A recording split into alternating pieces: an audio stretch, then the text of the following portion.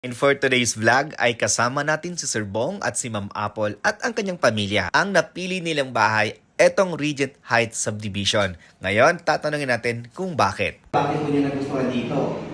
Okay yung bahay kasi nung nagpunta kami dito, first time ko lang lahat nagustuhan namin.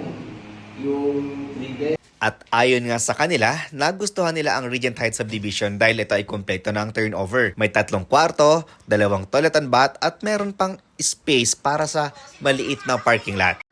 At dagdag pa ni Tate Roldan ay marami-rami na rin ang napuntahan nilang bahay, lalong-lalo na sa Cavite. Napuntahan nila sa Imos, Bacoor, Dasmariñas at pati Tansa.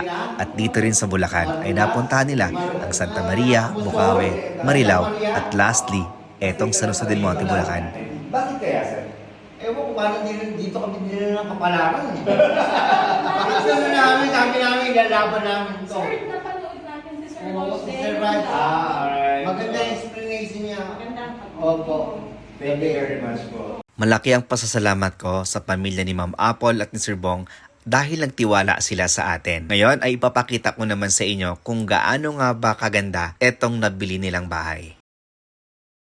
Dito tama, I agree with Sir, no? Maliwalas yung bahay kasi unang-una, floor to ceiling height talaga ito ang taas.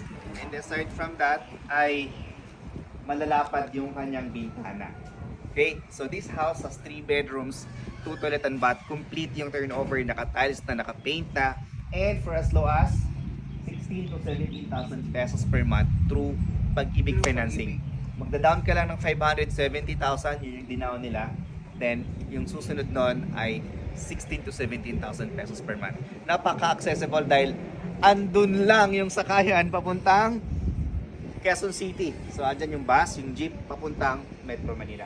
So, again, sir, Marami pong masasakyan na sasakyan ng shuttle. Hindi mo problema. Yeah. Dumadaan yung mga sasakyan yan kahit na wala kayong transportation. Convenient. Oh, yan. Shout out kay Sir Bong, congratulations. At sa buong pamilya. Thank you Grabe, po. talagang solid, no? Buong pamilya talaga sila. Ayan. Di po, ako nagpapasalamat sa pamilya ni Sir Bong at ni Ma'am Apple sa pagtitiwala nila sa RCC Realty, Sulit Homes Factory PH at ako mismo na bilang isang licensed real estate broker. So ngayon ipapakita ko sa inyo kung gaano nga ba kalaki itong sinasabi namin sa inyo na 3 bedrooms, 2 toilet and bath dito sa Regent Heights Subdivision. So eto yung ating living area. Pag once na nilagyan na siya ng gamit, ayan yung ating living area. Ayan siya. Ayan. Okay, so may sofa. Ito yung ating dining area. Diba? Dining area. Okay, move tayo dito para makita niyo. Diba? Sobrang aliwalas po niya.